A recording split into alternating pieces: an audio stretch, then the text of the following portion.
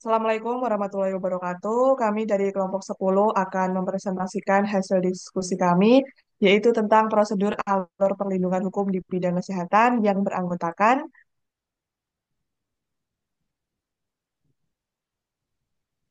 Sela Rahmawati 052, Tata Duratul Ayana Nazifa 053, Sania Jasmine Azahra 054, Zahra Nurkusna 055, Syahwa Aulia Putri Riyanata 056.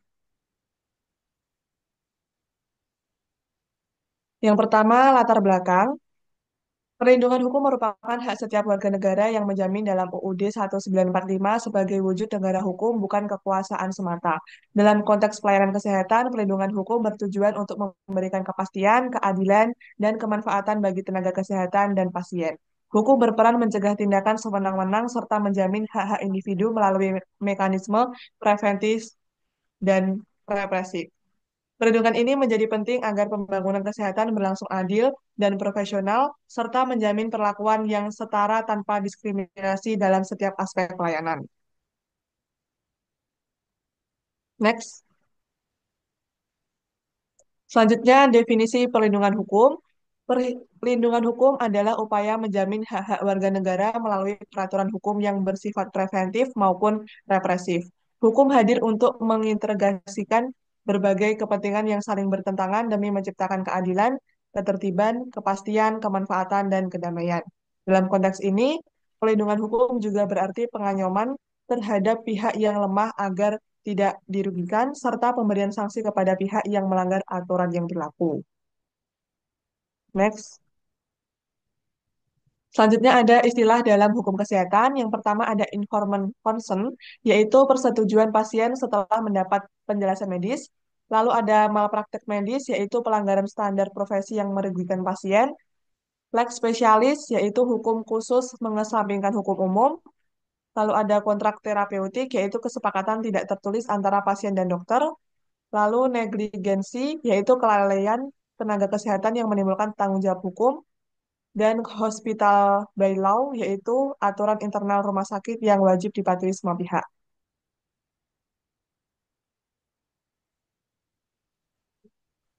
Selanjutnya, hak dan kewajiban pasien.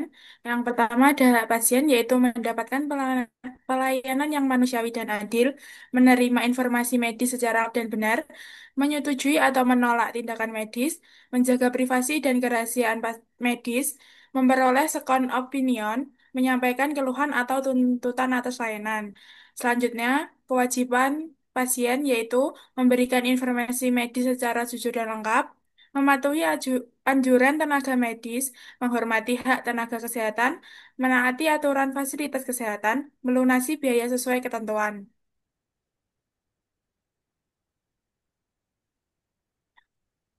Hak dan kewajiban tenaga kesehatan, hak perlindungan hukum saat bekerja sesuai standar pasal 27, imbalan layak atau finansial dan non-finansial, pelatihan dan pengembangan profesi, menolak tindakan di luar kompetensinya, pasal 32. Selanjutnya, kewajiban yaitu memberikan pelayanan sesuai standar profesi, pasal 28, menjaga kerahasiaan pasien, pasal 29, bersikap profesional, etis, dan tidak diskriminatif, melaporkan kejadian yang membahayakan pasien, pasal 30. Next. Etika profesi kesehatan. Etika profesi kesehatan adalah pedoman moral dan nilai yang mengatur perilaku tenaga kesehatan agar bertindak profesional, menjaga martabat profesi, serta melindungi hak pasien. Tujuannya yang pertama yaitu melindungi pasien dari penyalahgunaan wewenang, memberikan pedoman profesional, menjaga hubungan pasien tenaga kesehatan, menjaga integritas profesi. Next. Prinsip utama yaitu ada otonomi, berbuat baik, atau beneficence, tidak merugikan, keadilan, kerahasiaan.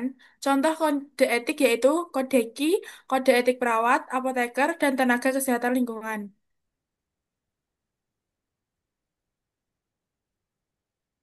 Sanksi pelanggaran yaitu berupa teguran, pencabutan izin praktik, atau gugatan hukum. Contoh penerapannya yaitu yang pertama, dokter menjelaskan tindakan medis secara jujur. Yang kedua, perawat menjaga kerahasiaan pasien. Yang ketiga, apoteker memberikan obat sesuai resep.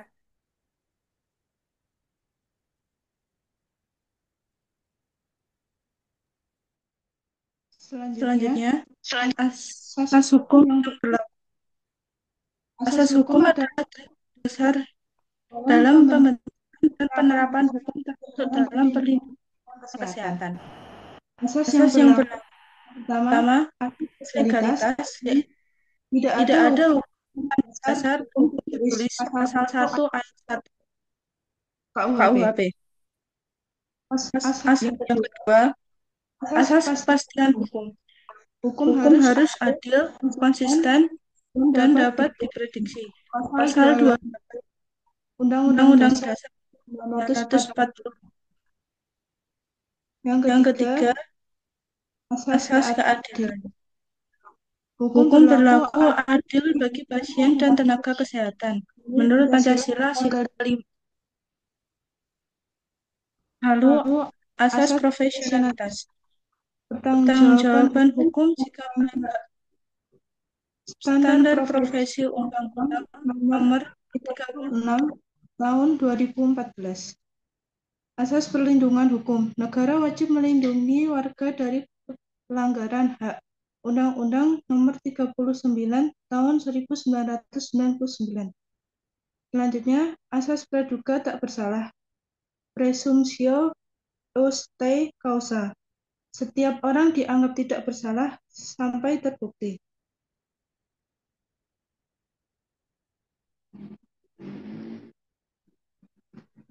Selanjutnya, mekanisme pengaduan oleh pasien. Alur pengaduan. 1. Konfirmasi pencatatan keluhan ke formulir tindakan korektif. 2. Distribusi ke unit terkait dan koordinasi dengan bidang ahli. 3. Penyelesaian keluhan disertai penjelasan kepada pasien atau keluarga. Tindakan rumah sakit. 1. Menyediakan staf khusus. 2. Menyusun sistem pencatatan keluhan yang mudah diakses. 3. Menyediakan media pelaporan seperti buku catatan dan rekap digital. 4. Melakukan sosialisasi prosedur keluhan dan mempercepat inovasi layanan.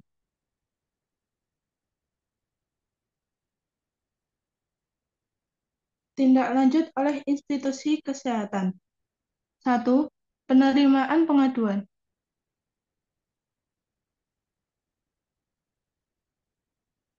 Pengaduan disampaikan secara tertulis atau lisan dan didokumentasikan. 2. Klarifikasi. Klarifikasi digunakan dengan pihak terkait untuk memastikan fakta. 3. Penyelesaian musyawarah atau mediasi untuk mencari solusi damai. 4. Tanggapan resmi. Institusi memberikan jawaban tertulis tentang hasil klarifikasi. 5. Koordinasi dengan instansi lain. Jika perlu, pengaduan diteruskan ke dinas kesehatan atau instansi lain, termasuk kepolisian untuk tindak pidana.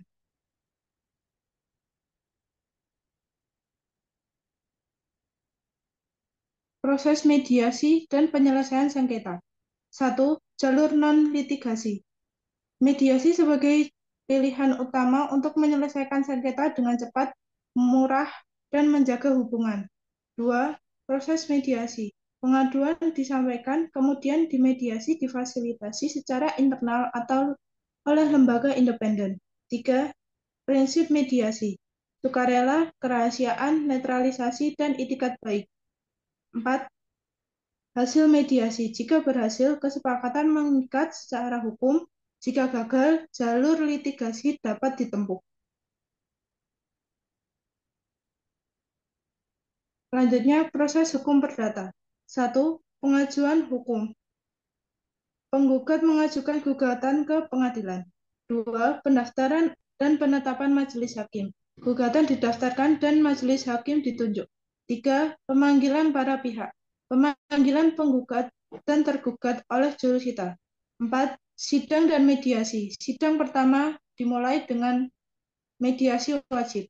5. Pemeriksaan pokok perkara. Pembacaan gugatan jawaban tergugat replika duplikat.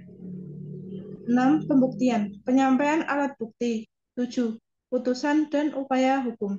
Putusan hakim dan hak untuk banding atau kasasi. 8. Eksekusi. Permohonan eksekusi setelah putusan in court.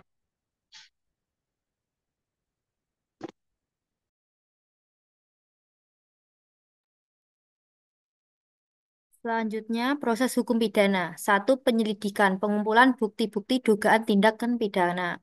Dua, penangkapan. Tersangka ditangkap jika ada bukti yang cukup. Tiga, penahanan. Tersangka ditahan sementara untuk proses lebih lanjut. Empat, penyidikan. Pengumpulan bukti lebih mendalam tentang tindak pidana. Lima, penuntutan. Jaksa menentukan apakah cukup bukti untuk dakwaan. Enam, persidangan. Penyajian bukti dan argumen di pengadilan. Tujuh, putusan dan vonis. Hakim memberikan keputusan dan hukuman. Delapan, banding dan kasasi. Pengajuan banding atau kasasi jika ada ketidakpuasan. 9. Pelaksanaan hukuman sesuai dengan putusan. Next.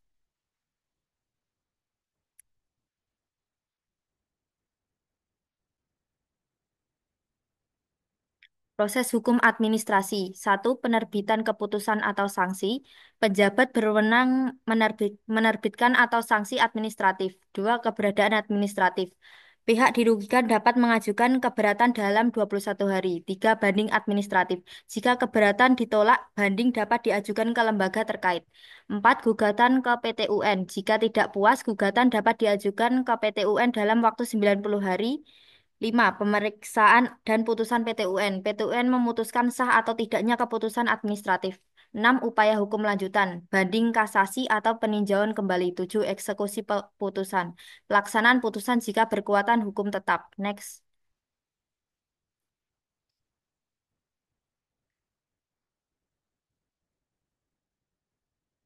Peran dan kewenangan lembaga terkait. Satu, Kementerian Kesehatan. Peran menyusun dan melaksanakan kebijakan kesehatan nasional serta melakukan pembinaan teknis kepada pemerintah daerah dan tenaga kesehatan. Kewenangan menetapkan standar pelayanan minimal bidang kesehatan serta melakukan pengawasan dan evaluasi program kesehatan nasional. Next.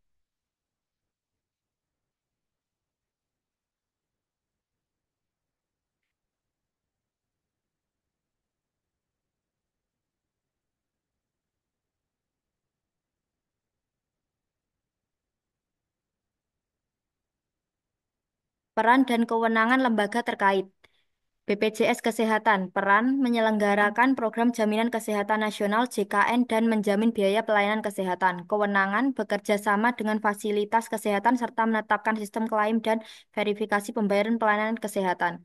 Kementerian Dalam Negeri, peran mengawasi pelaksanaan urusan kesehatan oleh pemerintah daerah dan menyusun pedoman perencanaan anggaran kesehatan di daerah.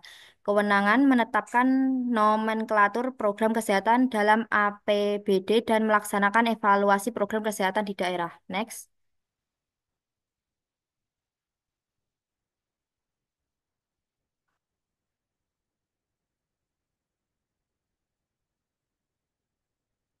Dinas Kesehatan Provinsi Kabupaten Kota, penyelenggaraan urusan pemerintah daerah di bidang kesehatan dan mengkoordinasi pelayanan kesehatan dasar, kewenangan pembinaan dan pengawasan fasilitas pelayanan kesehatan, pelaksanaan program kesehatan nasional di daerah, serta pengelolaan data dan informasi kesehatan.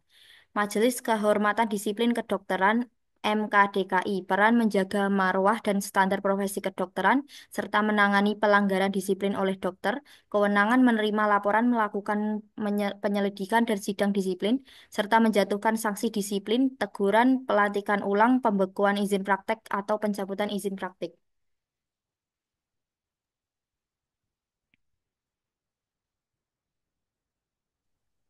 Selanjutnya, peran dan kewenangan Lembaga Perlindungan Konsumen. Yang pertama, Badan Perlindungan Konsumen Nasional atau BPKN, perannya memberi saran kepada pemerintah, mengangkat perwakilan dan penyelesaian sengketa, dan menyebarluaskan informasi. Kewenangannya menerima pengaduan konsumen dan meneruskannya ke instansi berwenang. Yang kedua, Yayasan Lembaga Konsumen Indonesia atau YLKI. Perannya melakukan advokasi dan penyuluhan terhadap konsumen serta mengawasi praktik bisnis. Untuk kewenangannya menyediakan layanan pengaduan dan mediasi sengketa konsumen. Next.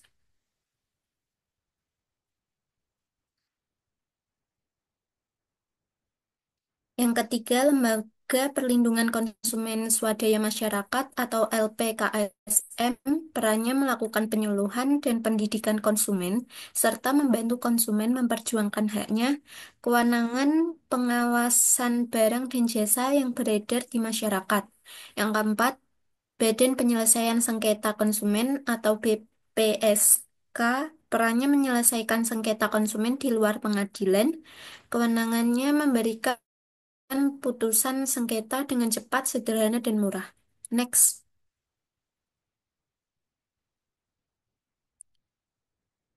Yang kelima, Kepolisian Negara Republik Indonesia atau Polri perannya menyidik dugaan tindak pidana perlindungan konsumen dan menindak pelaku usaha yang melanggar.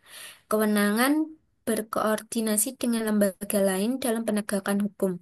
Yang keenam, Kejaksaan Republik Indonesia berperan melakukan penuntutan terhadap pelanggaran hak-hak konsumen. Kewenangannya mengawasi penegakan hukum di bidang perlindungan konsumen. Yang ketujuh, Pengadilan Negeri atau PN perannya menyelesaikan sengketa konsumen yang tidak dapat diselesaikan melalui BPSK. Untuk kewenangannya mengadili pelanggaran pidana dan perdata terkait perlindungan konsumen. Next.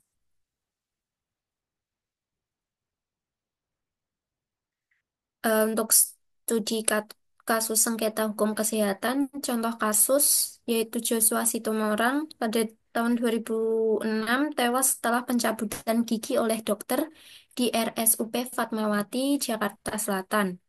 Untuk penyelesaiannya, lembaga profesi, penyelesaian melalui Majelis Kehormatan Etika Kedokteran atau MKEK atau Majelis Kehormatan Disiplin Kedokteran Indonesia atau MKDKI. Yang kedua yaitu SH Siregar pada tahun 2017. Contoh kasusnya adalah kelainan pada saluran hidung setelah operasi amandel di RS Permata Bunda Medan. Untuk penyelesaiannya, lembaga non-profesi, penyelesaian perdata dan pidana melalui peradilan umum. Next. Untuk kesimpulannya adalah perlindungan hukum kesehatan adalah tanggung jawab negara untuk memastikan hak pasien dan tenaga kesehatan, melibatkan peraturan perundang-undangan dan penerapan prinsip etika, profesionalitas, dan keadilan dalam praktik pelayanan kesehatan. Tenaga kesehatan wajib memberikan layanan sesuai standar profesi dan prosedur berlaku. Pasien berhak atas informasi, persetujuan tindakan medis, serta perlakuan yang adil dan manusiawi.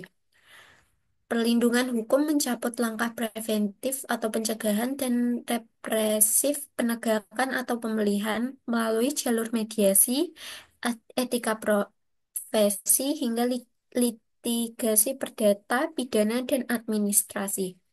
Sengketa kesehatan dapat diselesaikan melalui mekanisme internal rumah sakit, lembaga etik profesi seperti MKDKI atau MKEK, maupun melalui peradilan umum.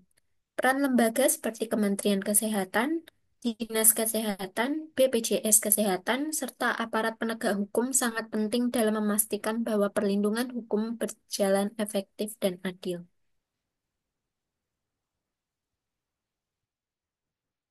Sekian pemaparan materi yang dapat kami sampaikan. Mohon maaf apabila ada salah kata. Wassalamualaikum warahmatullahi wabarakatuh.